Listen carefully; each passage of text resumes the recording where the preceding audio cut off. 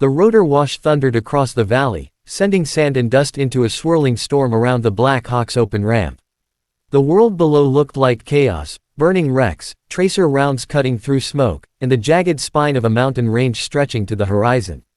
Inside the helicopter, Specialist Elena Reyes sat silent, her eyes fixed on the terrain. She looked calm, too calm for someone about to be thrown out of a helicopter without a parachute.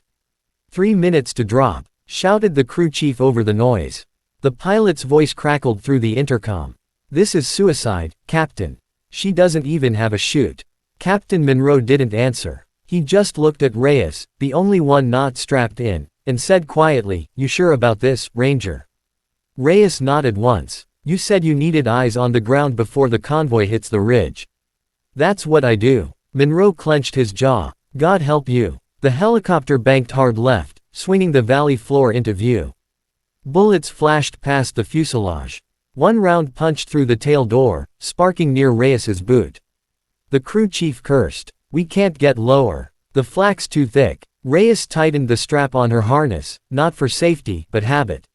She reached into her vest, checking the locator beacon and the small drone folded against her chest. "I'll make it." The pilot's voice again, desperate now. "Captain, she doesn't have." "She doesn't need one," Monroe interrupted. "She's 75th Ranger Recon." The crew chief froze. Even over the roar of the rotors, the name carried weight.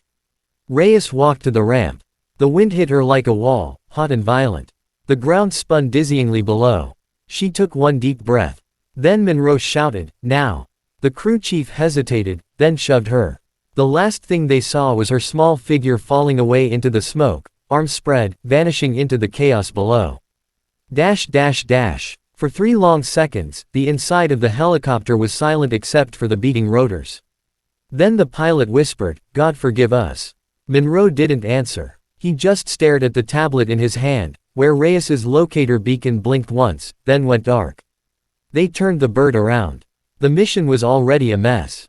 The convoy was minutes from walking into an ambush, and their best scout was gone.